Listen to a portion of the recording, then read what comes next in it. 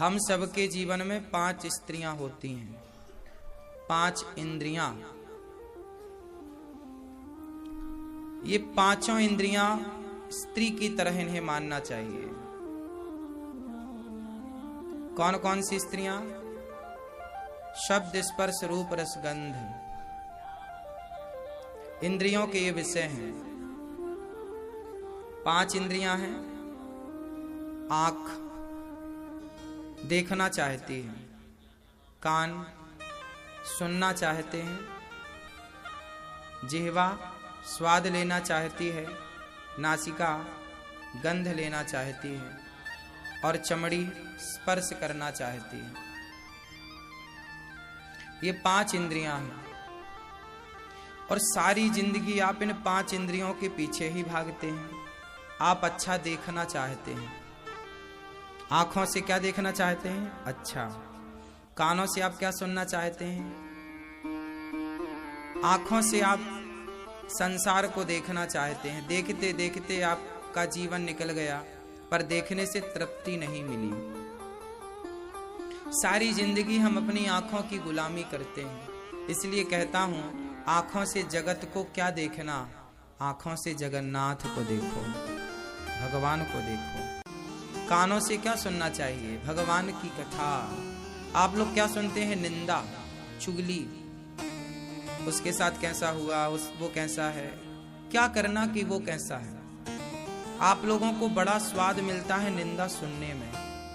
क्यों सुनना है निंदा?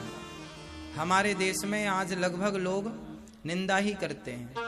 आप हर चौराहे नुक्कड़ में 4 लोग बैठे मिलेंगे, वो बातें करेंगे तो किसी ना किसी की बातें ही करेंगे। वो 4 स्त्रियां जहां बैठी होंगी, 4 पुरुष जहां बैठे होंगे, वहां जरूर आप समझ लो कि वहां निंदा ही चल रही है। हाँ या ना? सवाल मेरा आपसे है कि किसी के बारे में किसी की निंदा करने से आपको फायदा क्या है? एक बात बताएं। जब आप किसी की बातें करते हैं ना, तो उसके गुण आपके भीतर आ जाते हैं।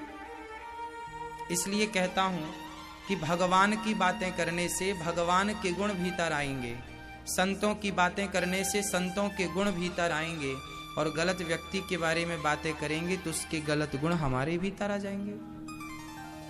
आप किसी की बुराई कर रहे हैं, क्या होगा? किसी की बुराई करके आप प्राप्त क्या कर लोगे? इसलिए कानों को बुराई सुनने के लिए नहीं, कानों को भगवान की कथा सुनने के लिए रखिए। आंखों से दर्शन, कानों से कथा, जिह्वा से केवल स्वाद ना लीजिए, जिह्वा से गुणगान गाइए भगवान का। भगवान का नाम जब भी समय मिल जाए जिह्वा को हिलाइए। श्रीमन्नारायण श्रीमन्नारायण, सीताराम सीताराम सीताराम, नाम जप करिए। और चमड़ी, स्पर्श, स्पर्श क्या करना है? कहते हैं ना, भूख 2 तरह की होती है। एक भूख होती है पेट की और एक भूख होती है चमड़ी की।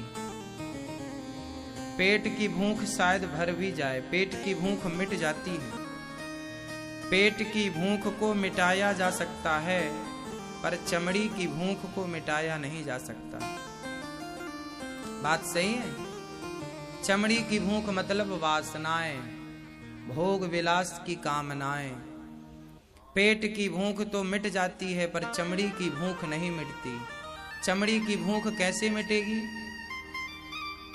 चमड़ी सांसारिक भोगों के लिए बढ़ती है। इसलिए कहता हूं, इस चमड़ी से, इस शरीर से सेवा करो। बकरा मरता है तो बकरे के चमड़े का ढोलक बन जाता है। ऊंट मरता है तो ऊंट के चमड़े का जूता और बेल्ट बन जाता है। शेर मरता है तो शेर का चमड़ा भी काम आता है। हर जानवर का चमड़ा काम आता है। लेकिन जरा विचार करिए कि हम मरेंगे तो हमारा चमड़ा कहाँ काम आएगा? क्या हमारे चमड़े का जूता बनता है? उत्तर दो। हर जानवर का चमड़ा काम आता है, लेकिन हमारे चमड़े का तो जूता भी नहीं बनेगा। इसका अर्थ ये हुआ कि हमारा चमड़ा मरने के बाद किसी काम का नहीं है। हमारी चमड़ी तो जीते जी काम पे आ सकती है। इसलिए इस हाथ से, इस शरीर से आओ दीन दुखियों की सेवा करके अपने चमड़े को सेवा में लगाते हैं, अपने शरीर को सेवा में लगाते हैं। और चमड़ी जब सेवा से जुड़ती है तो ये चमड़ी पवित्र हो जाती है, हाँ या ना? इसलिए जीते जी सेवा करो। इसलिए ये दास अनिरुद्ध गौरी गोपाल आश्रम में सभी माओं की सेवा में अपने इन्हीं हाथों से, अपनी वृद्ध माओं के सभी 290 से अधिक माएँ हैं, जो माएँ जिनके अपने बच्चों ने छोड़ दिया, अपनों ने दुत्कारा, ऐसी माओं के मैं खुद पांव दबाकर अपने इस चमड़ी को पावन करता रहता हूं।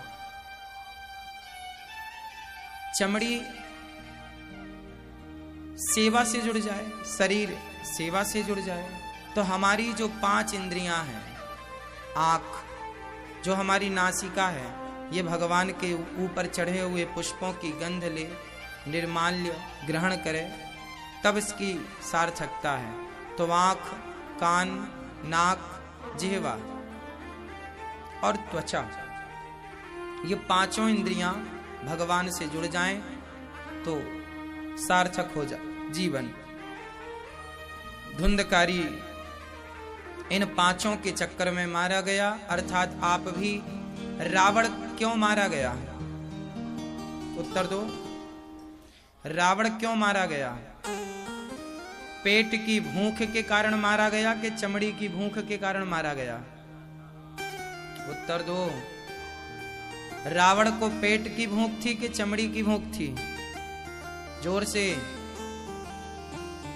यदि पेट की भूख होती तो वो खा के पेट भर लेता, पर दूसरे की स्त्री को कोई क्यों चुराता है? दूसरे की स्त्री पर लोग कुदृष्टि कब डालते हैं? जब भूख पेट की हो तब, या भूख चमड़ी की हो तब। रावण की चमड़ी की भूख ने रावण का सर्वनाश कर दिया, हाँ या ना? इसलिए इस इंद्रिय को संभालो, सत्संग करके, ध्यान करके अपने इंद्रियों को, अपने मन को अपने वश में रखो। इतना भी चंचल ना हो तुम्हारा मन कि तुम्हारा मन ही तुम्हारे सर्वनाश का कारण बन जाए। रावण का चंचल मन ही तो रावण के सर्वनाश का कारण बन गया, हाँ या ना?